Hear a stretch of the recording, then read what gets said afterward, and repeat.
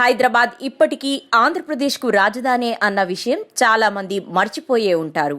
ఉమ్మడి రాష్ట్రాన్ని రెండుగా విభజించిన సమయంలో హైదరాబాద్ను 10 ఏళ్ల పాటు ఉమ్మడి రాజధానిగా నిర్ణయిస్తూ చట్టంలో పేర్కొన్న సంగతి తెలిసిందే.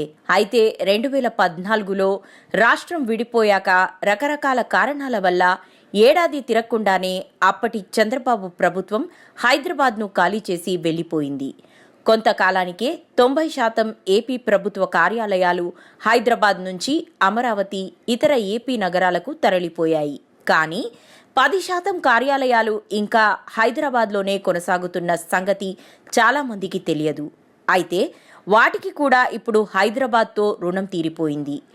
జూన్ 2తో ఉమ్మడి రాజధానిగా హైదరాబాద్ 10 ఏళ్ల గడువు తీరిపోనుంది.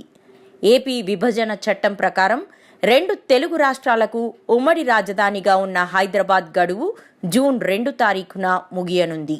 దీంతో హైదరాబాద్లోనే కొనసాగుతున్న కొన్ని ఏపీ ప్రభుత్వ కార్యాలయాలను ఏపీకి మార్చక తప్పని పరిస్థితి.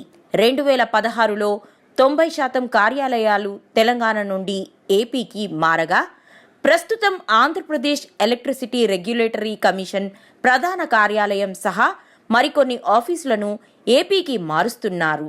జూన్ 2లోపు హైదరాబాద్లో ఏపీ ప్రభుత్వం తీసుకున్న భవనాలన్నింటినీ ఖాళీ చేయాలని తెలంగాణ ప్రభుత్వం ఇప్పటికే నోటీసులు కూడా ఇచ్చింది.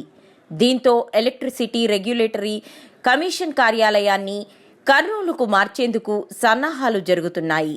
ఈ మేరకు ఇప్పటికే ఏపీ సీఎం జగన్మోహన్ రెడ్డి తాను ప్రతిపాదించిన 3 రాజధానుల్లో ఒకటైన కర్నూలుకు ఈ ఆఫీసును మార్చాలని ఆదేశాలు జారీ చేశారు.